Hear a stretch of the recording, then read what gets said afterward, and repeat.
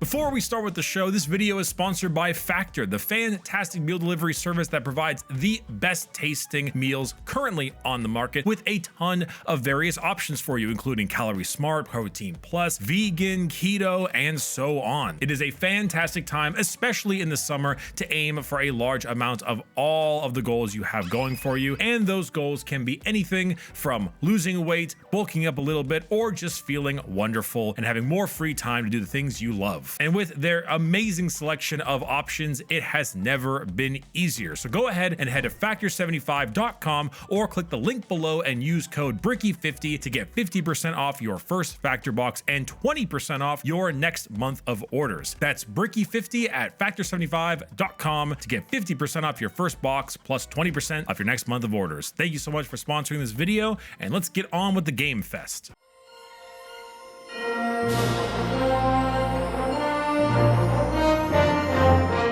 E3 is dead, and there is no shortage of people dancing on its grave. You could blame COVID if you'd like, but the easiest thing to blame is absolutely the simple fact that holding your own damn conference in your own damn studio with your own damn money tends to be cheaper than going full hog in Los Angeles, California. I attended E3 once, and it was just exhausting. If you were a consumer, it was a horrid time filled with even more horrid lines, as every single thing you wanted to go to was most likely 2 hours of waiting. When I travel to cons, there's always a mixture of business and pleasure, and that ratio adjusts based on where I go. PAX is 80% pleasure, TwitchCon is about roughly 50-50, and E3 was always 20% pleasure, 80% business, 100% Power of Will. I don't remember how that song goes. But in its stead, we have the Summer Games Fest, something I attended last year and thoroughly enjoyed despite not going this year because I had a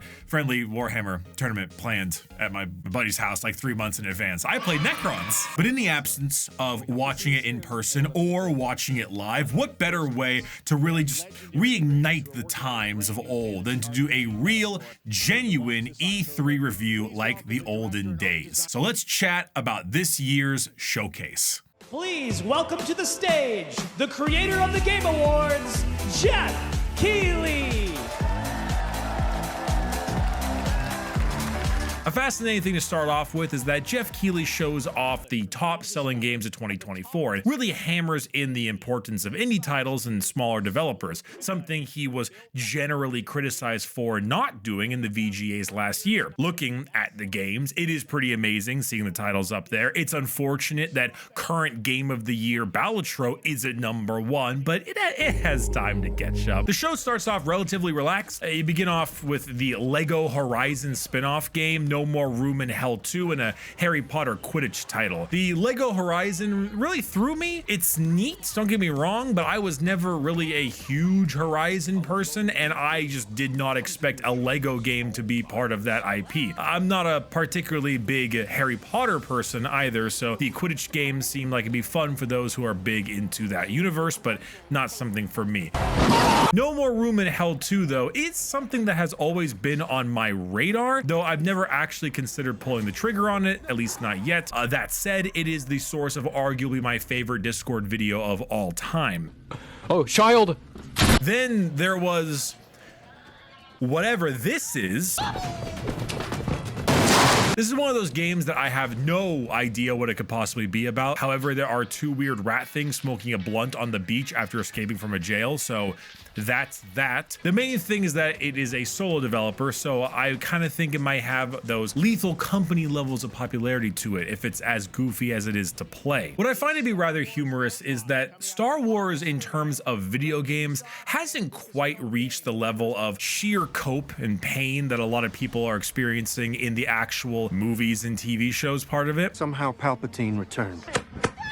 For the most part, people are still pretty optimistic about Star Wars games. I don't quite know what's wrong with me then, because there is so little about Star Wars Outlaws that I genuinely find any intrigue in. It looks very pretty, don't get me wrong. I enjoyed Jedi Fallen Order quite a bit, actually. I thought it was pretty phenomenal, but did not play Jedi Survivor because I was told the PC port was absolutely abysmal. I'm very happy to see a Star Wars game that does not revolve around Jedi, as the Force and Jedi is something that I've been finding to be more and more more annoying as time goes on, and I like the whole bounty hunter, much more rugged nuts and bolts style of Star Wars, but there's that big U word slapped on it that says Ubisoft, and seeing all the shit they've been pulling with the pre-orders and the like, not 100% sure how I totally feel about it. There was a pretty little side scroller called Neva that they showed off, an announcement for a brand new Civilization game, which I would be more excited for if it wasn't just some random pre-rendered trailer, as well as another pre-rendered trailer for Black Myth Wukong, which could be good. I have no idea, but it is a pre-rendered trailer. And a side rant, pre-rendered trailers are awesome to see as a general hype point here and there. I actually vividly remember how damn good that Division 1 trailer was way back when. Sometimes you can really stick the point and show off your game in a way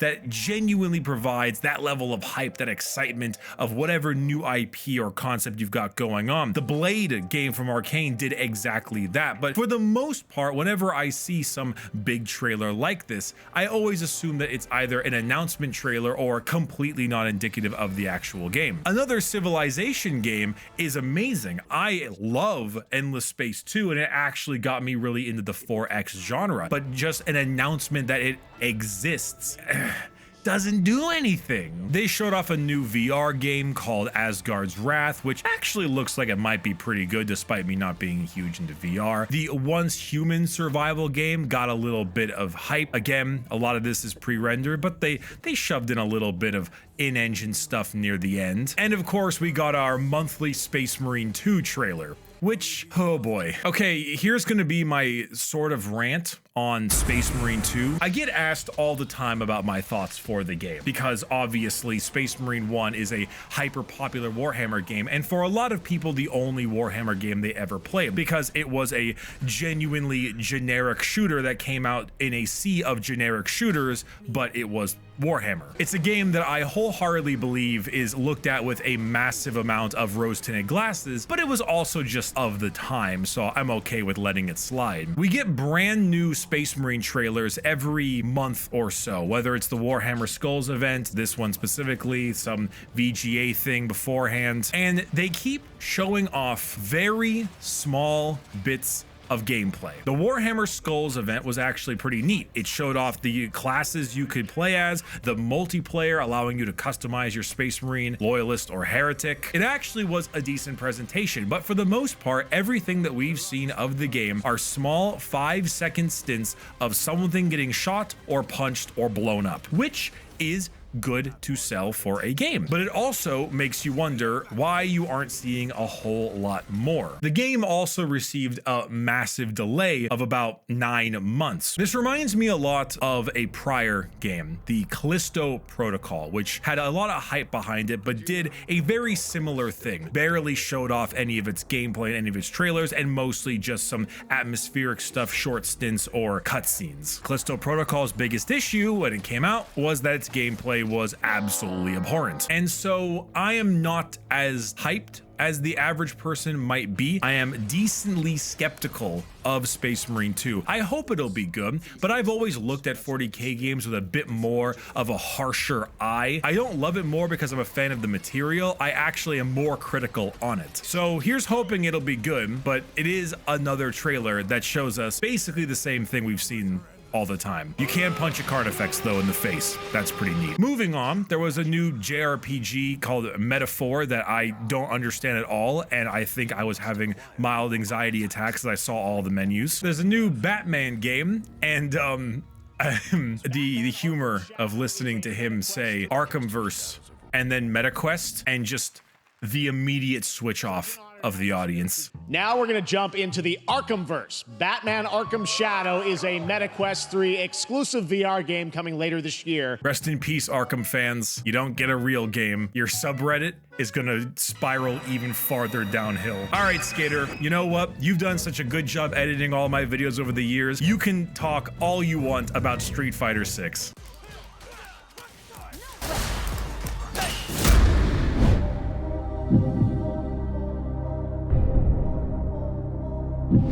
You okay? Bricky doesn't play this game. because he's a loser nerd. Terry and Mai from Fatal Fury and King of Fighters have been announced as DLC characters in Street Fighter 6. And it's safe to say the entire fighting game community is collectively blasting their jorts right now. This announcement is huge for two main reasons. Street Fighter has never had a guest character in its mainline series. So basically no one saw this coming, and the future of the DLC characters for Street Fighter 6 is very uncertain because, well, anything can happen now. And the second reason this is so big is that Capcom and SNK haven't worked together on a fighting game in well over 20 years. This opens the door to a potential return of a very beloved series, Capcom versus SNK. Overall, this announcement isn't just amazing for the inclusion of these characters in an already great fighting game, but also opens a lot of doors for future collaborations that people thought were closed and locked away. So, yeah. Play Street Fighter 6, Bricky! Moving forward, there's another indie game called Tears of Metal, new Dragon Ball Z game, which is, you know, it's a Dragon Ball Z game. They do a lot of yelling, that kind of stuff. You have one of the most humorous sounding game titles out there, Delta Force Hawk Ops Black Hawk Down, arguably the worst game title I have ever heard, despite it looking actually kind of neat as a more tactical FPS. And wow, Fatal Fury is getting a new game, which is very exciting. I'm very curious about this B-Genet person. There's a new mech game called Mecha Break, which I have been constantly harassed by DK about in order to get me to play and carry him in this, which, considering Armored Core 6 is the best game of 2023, I might do that. Blumhouse spent about 6 minutes talking about his brand new game studio while Jeff stood awkwardly to the side. I mean, it's cool, I guess. Blumhouse is one of those weird people who clearly knows what they're doing when it comes to the horror industry. Cheap ass films that make a ton of money, and they at least still play in theaters, which is also kind of neat. But at the same time, the films are also often cheap shit until you get a couple incredible ones just popping up.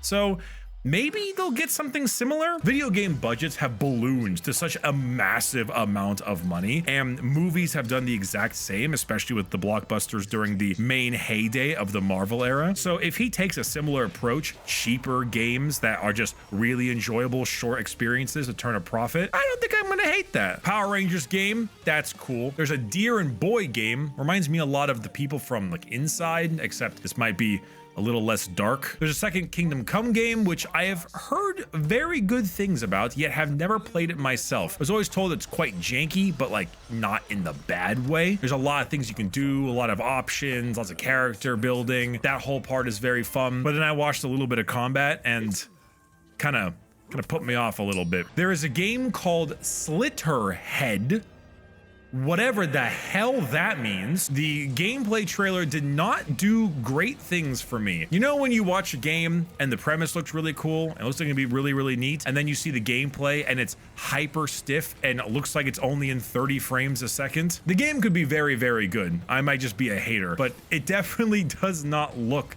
like it is as fleshed out as its concept would like to be. There's a motherfucking Killer Bean video game. Yeah, okay. The strange things that Moist Critical has done to this industry cannot be understated. Good God, he's fucking Fortnite dancing on me. The next two games really kind of hit the head a little bit. They're called Karen and Wanderstop. Karen is about a climber. It also has a lot of yelling, but I don't know, just kind of struck a chord a little bit. It reminded me a lot of Journey or a couple of those other games where the actual game itself it's about the atmosphere, it's about the feelings it invokes, it's about the concepts that are at display and for the character rather than, you know, any kind of super exciting thing. It's a classic case of games as art more so than as some kind of toy or distraction. Wanderstop came from the Stanley Parable folks, which I think is actually the main reason it caught my attention. That, and also it has the Annapurna Interactive logo on it, which they tend to know a hit whenever they find one. I feel like Annapurna and A24 are in very similar spots. A24 always seems to find weirdo movies by smaller people that are really good, and Annapurna tends to do the same, just for video games. The trailers evoke a really strong emotion. I think how they were spliced together actually did a way better job than anyone on stage could have just pronounced and said. So there's something to keep an eye out on. It's a game called Unknown 9 Awakening coming out. I don't really know what's going on, if I'm being honest. Just a lot of stuff was going on and I have no idea what to take from it. Pre-rendered cutscene style trailer for a game called Anotria, The Last Song. You know, the fight scene was cool, but again, pre-rendered. Also, you're really just gonna slap this massive thing of DLC and deluxe editions right at the end as well. Extra consumables, extra upgrades. What is this? Okay, so the First Descendant. This is just, I don't know what to make of this goddamn video game. It's a new looter shooter. Yeah, okay. As Jeff was talking, they had gameplay on in the background. You could see little bits of gameplay. The entire trailer is pre-rendered cutscenes. Again, there's some really fascinating design in this game. There's a lot of butts. There's a lot of anime looking butts, some skin tight suits. There's a lot of that going on. Ain't complaining, will never complain. But this is also, what is it? What is it? It's a looter shooter. I realize that part, but it's like one part Outriders, one part that one Tom Cruise movie, Oblivion, I think, from its general design. There's grappling hook people and magic and stuff, but then there's like Gears of War looking dudes. I don't know what this is. It's pretty, but I don't get it. And it comes out in July, like in like 3 weeks, and is made by Nexon, which is a little frightening. What is this game? Among Us. Among Us. There's a whole Among Us segment. Inner Sloth. Listen. I really like Among Us, and I know it's such a meme. It's like baked under 90 different layers of irony, but I genuinely really like Among Us. It's cute. It's simple. The premise is fun, and it's a great way to spend time with your friends. It's a genuinely wonderful time, and I find they're like little endearing small company making this giant game about little bean people murdering each other. It's just great. The Among Us movie. What the fuck? What do you mean the Among Us movie? Look at this cast. Look at them. Is that Elijah Wood? What's he doing in the Among Us movie? Among Us movie. It's so sus. Can you imagine if it's like a Tarantino style film, like Hateful Eight? It's like that level of serious, that level of intense, just a pure whodunit, but like violent as well. Come on. That'd be funny. Sonic game. I don't play Sonic. I'm happy for you all though. Sonic game. There is a Dune game called Dune Awakening. It's big and epic looking. It is a survival MMO, which is very neato. It is also a pre-rendered trailer. Again! Okay, I want to talk about this Battle Aces game because I really appreciate this showcase. It starts off with their silly, trailer type thing they made, but it's a very anime, very fast-paced, genuinely actually very good animation for the trailer, which if this was the only thing in the trailer, I would be probably just a little bit annoyed, like, there's not a trailer, typical stuff, even though the animation and all that looks really, really good. But then directly after that, someone gets on stage and talks about the game and shows it off. And it looks like it's this somewhat mixture of things like Mechabellum combined with a little StarCraft, but also a little bit of that one StarCraft style auto battler. There are lots of different kinds of units, various types. They run at each other. You build little unit decks and the like. This actually caught my eye a ton because I really loved Mechabellum. I think it's a phenomenal game, and it still is a phenomenal game to play. It will consume your life if you let it. But as many of you know, I am a huge RTS fan, even though I've never been particularly good at them. And so little mixtures of that is something that I like to see. And also the RTS genre, for the most part, often feels dead. So having a little bit of that extra bit is really fun. I'm actually quite curious to see how it's going to turn out. The Finals has a brand new trailer as well. The game I really enjoyed when it came out, and I'm actually a little bit surprised that I never made any video on it. I've always been clamoring for Deathwatch style, Oh, I'm 40k pilled. Deathmatch style video games is the reason why I made a video on Ubisoft's X Defiance. However, I just played a bit of the Finals and then just stopped. I don't necessarily know what it was. It may have been a little bit too crazy, a little bit too competitive. It was maybe a little too try hard for me, and I wasn't able to enjoy my more relaxed version of that style of game that I love, and instead it felt a little bit more like a chore to play. And then I checked the Steam reviews, and everything involves region locking China. I don't get it, but hey, if you like the game, there's an update. That's cool.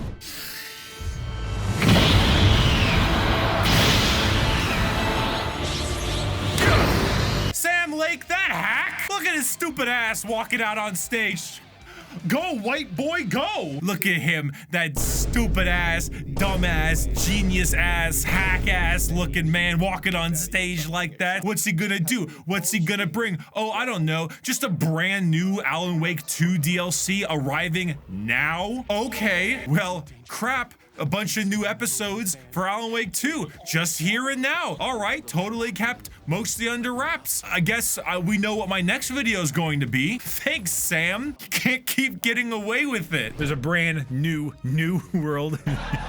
Stupid. DLC, which I have not played New World, don't really know. They threw a whole bunch of Honkai Star Rail stuff out, which I mean, come on, you know me. Dark and Darker is a game that had a really big stint on Twitch and Steam for a while and then completely disappeared. I am not versed on the Dark and Darker world, but I have heard that it is a whole lot of shenanigans going on with that game, and I believe it is finally returning and being playable once again after, well, whatever happened there. There's a couple games that I have either not played or don't know much about. Kunitsugami Path of the Goddess, Hyper Light Breaker, neither of those I have played. Party Animals was a popular title for a while for just some silly shenanigans, and it appears to be getting an update. There's a new skate game, apparently. At some point, it'll come out. One day, it'll be out. There's play testing in the fall. Play testing, consoles only. But god damn it, will this thing come out? There's a Pal World update that I did not play.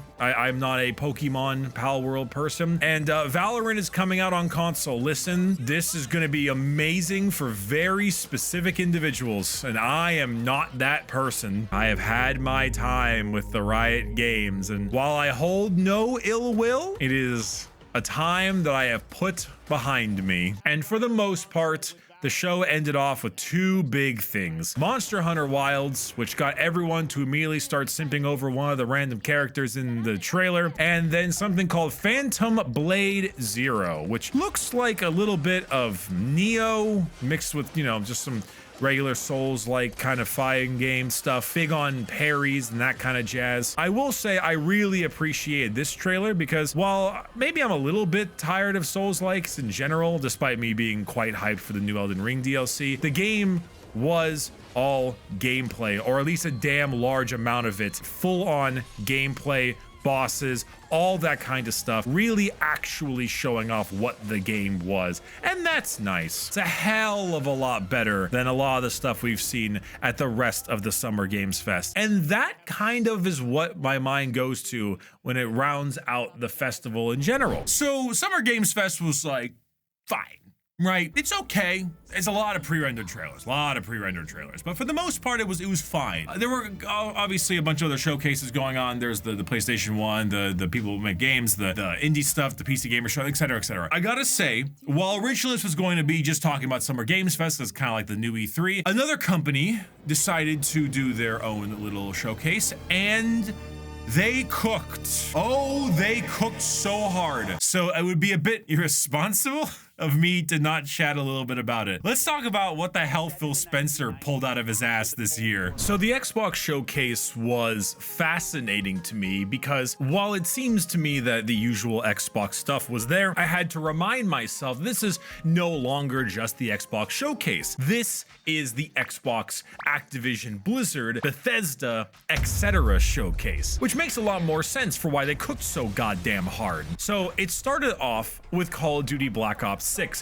which I know is something that a large amount of you will probably groan at, but as you know, I still play these games every year. Not anymore because I enjoy them, but because I get to make a video on them and laugh about all the shenanigans that get up to. That being said, Cold War story was decently underrated, and I actually probably should have made a video about it way back when. It's not high art or anything, but the Black Ops games have often had at least some kind of creative bone to them. Black Ops 1, 2, and even 3, despite its problems, had something going. It was either weird or fascinating, good or bad. It was interesting. So I'm hoping they'll cook up a somewhat decent campaign, despite obviously me coping really hard, but I mean, it can't be worse than the last one. It's also coming day one on Game Pass, which is a pretty big risk, I'm not gonna lie. They're throwing basically all these titles directly on Game Pass to try to get everyone to hop in it, and I'm assuming hopefully forget to cancel their subscription or at least have a decent stream of different ideas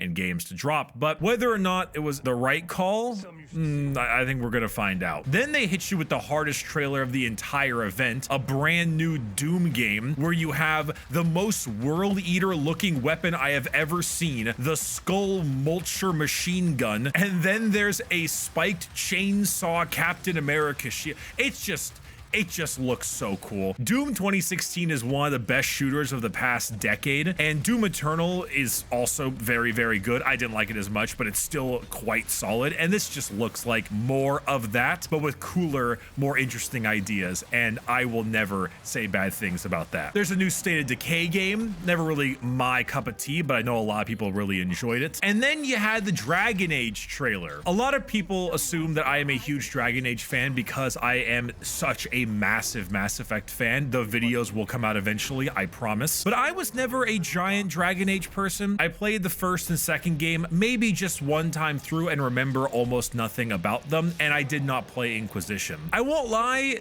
the trailer didn't do much for me here. I think the fact that it's a Dragon Age game makes people pretty excited, but I didn't much love the vibe of the trailer. It felt a little bit too Marvel-y for me, and I'm not expecting Dragon Age to be some kind of crazy grim dark vibe, but I don't know.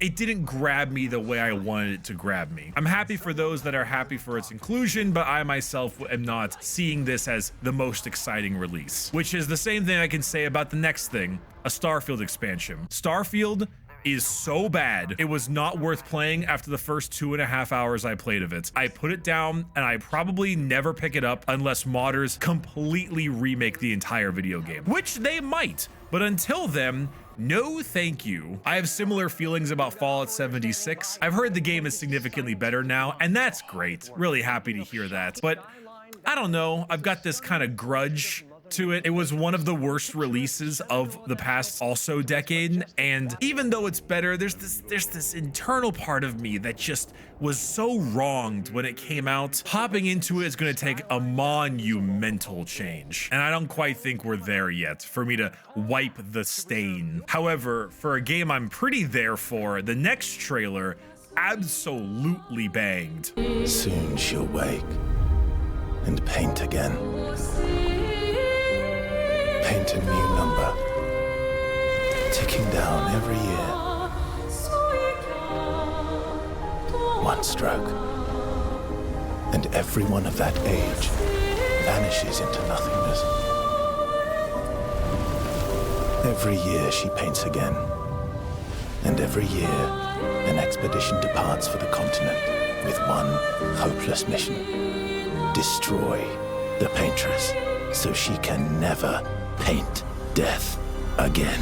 Expedition 33 looks incredible. This is everything I wanted from this kind of trailer. Tons of gameplay, a little mixture with some cutscenes. The art style is incredible, and I almost never see Western versions of this kind of gameplay, this turn-based style. It almost gives me this mixture of some kind of like Elden Ring dark fantasy level, but with a turn-based style combat. Combine that with the music and just the art direction of this game, this might be the best trailer I've seen in the entire showcase. It just looks absolutely insane, and it was a great mixture of actual gameplay. It looks incredible. I'm very, very curious. South of Midnight has got a kind of a fun vibe to it, very bayou mixed with all kinds of weird weird occultish demon stuff. Visuals were pretty good. Again, happy to see a combination of cutscenes and gameplay. For the most part, Xbox was just slapping a great mixture of the two, where there were a lot of pre-rendered cutscenes in Summer Games Fest. Xbox's showcase mixed the two of them, I think, really well. Kept the pre-render hype, but also showed enough of the actual game to really show what they were looking for and make me feel like I got a good idea of what it was when I left. There's a new World of Warcraft expansion. I got nothing there. There's Metal Gear Solid 3. I actually have never played Metal Gear Solid 3. I think I've often told people that I have just to lie to them so they would stop asking me to play it because I know it's good, but now I might actually play it. There's a new Sea of Thieves season. Glad to see that game is still kicking. There's a new game called Flintlock: Siege of Dawn. I hate these names. It's just a whole bunch of word salad combined, but it's got a kind of a neat art style as well. It looks interesting. The actual text they put on screen is a really cool mixture as well. Kind of a Flintlock style thing with a little bit of this, I don't know, magical combo. It's neat. There's an Age of Mythology game. I don't know anything. I don't know anything about Age of Mythology. I'm sorry. There's also Perfect Dark. Let me be honest, I don't know anything about Perfect Dark. I know it was a game from way back when.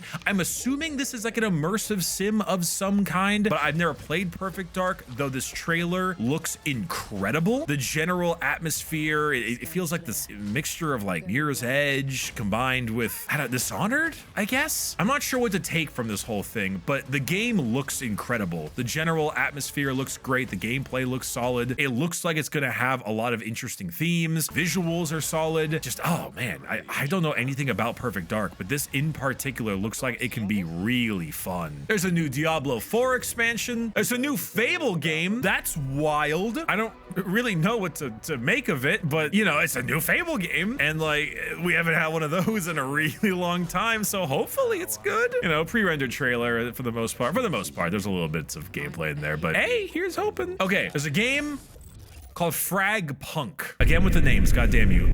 This one is really fascinating to me. So it looks like a PvP shooter of types, the usual kind of thing. This reminds me a bit of Valorant mixed with a couple of other regular kind of FPS shooter style games. I think of that a lot because I see some of the character options. The art style is very Valorant-y. It's not quite as smooth as Valorant because you know, a CSGO style game needs very, very flat texture so you can see enemies and that kind of stuff easily. This might be absolute heresy, but some of like the UI elements kind of gave me a little Persona vibes with the way they kind of crack outwards from it. Not as jazzy, but it seems like someone saw Titanfall 1 and said to themselves, you know what? The burn card system, the most overpowered, ridiculous system of Titanfall 1 is really cool. Let's make it into a game style. I have no idea how this is going to play, what kind of game it is, if it's deathmatch or if it's some kind of, you know, like CSGO style thing. I have no clue, but it's genuinely somewhat interesting. I don't know if it's going to become anything, if it's going to be good. I have no idea, but it does seem to be at least a little neat. So I'm holding out maybe a little bit of hope. There's a new game called Winterburrow,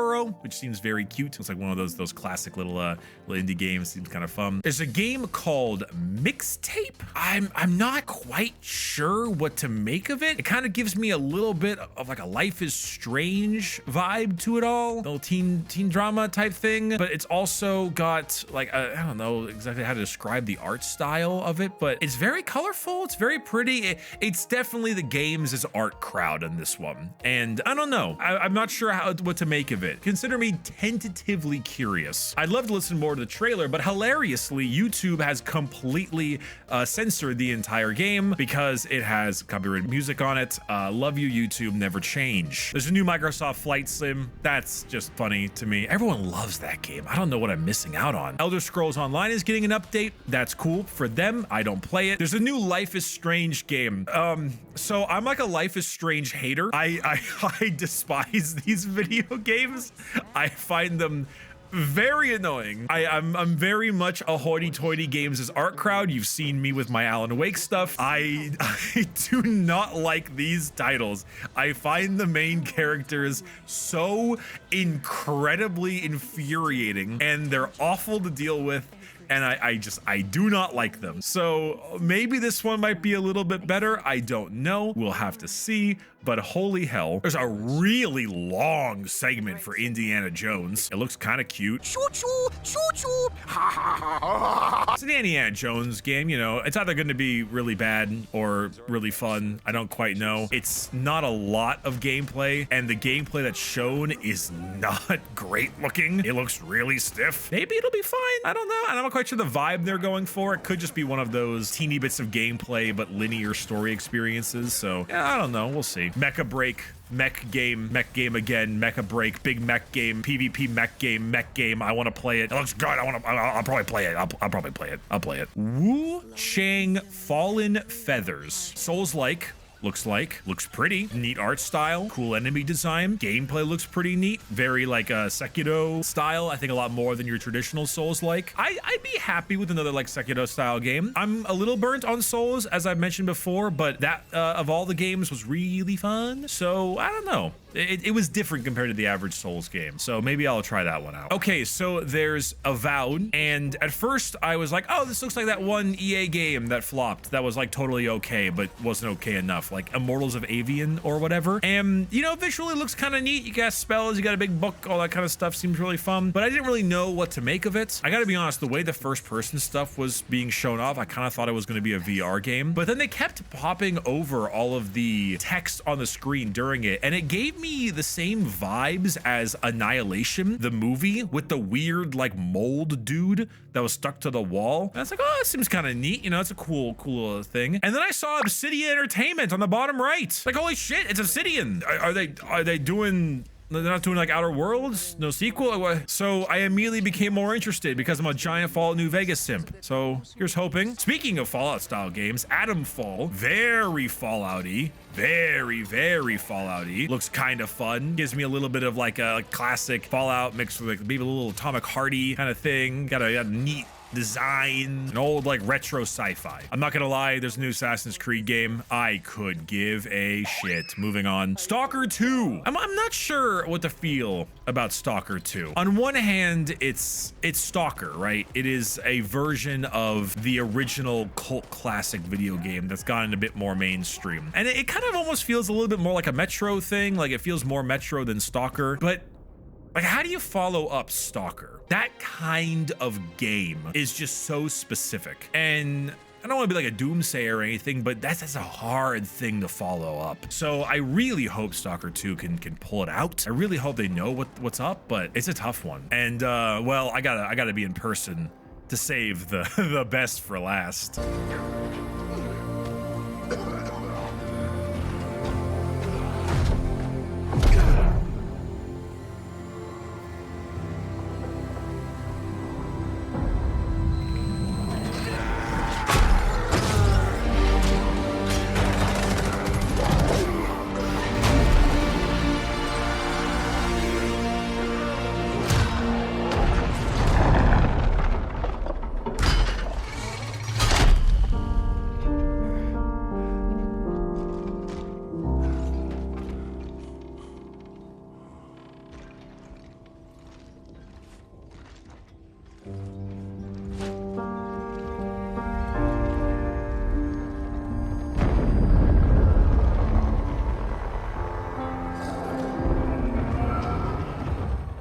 Holy shit. So I know I'm totally going against everything I just said, where I'm like, less pre-rendered trailers and more of the actual gameplay. And I'm about to get excited about literally just a pre-rendered trailer. But Gears of War, man, Gears of War it's one of those games, you know? I'm a 1995 Zoomber, whatever the hell that is. This was my life, right? The Halo of the CODs. Gears of War was one of them. I've played all of them, every single one. You can actually find playthroughs of 4 and 5 somewhere on this channel or the second channel or something. And it's infuriating. It's so difficult to deal with because Gears 4 and 5 to me don't like suck. They're surprisingly decent for what they are. Like, Gears 4 isn't the most exciting thing, but it has its moments. It's better than it had any right to be. And 5 had a really good opening and a really good ending. And the middle part I just absolutely hated. It was all this like open world crap because open world games were so big right now and yada yada. But it was there. You know when you see a product and like the final product is just kind of mid, but you can see it. You can see the strength still there. And the idea that we're going to get another Gears game while they still clearly have that talent and it's going to be again, Marcus Stomp, etc. Emergence Day prequel game instead of continuing this very messy 4, 5, 6 kind of thing.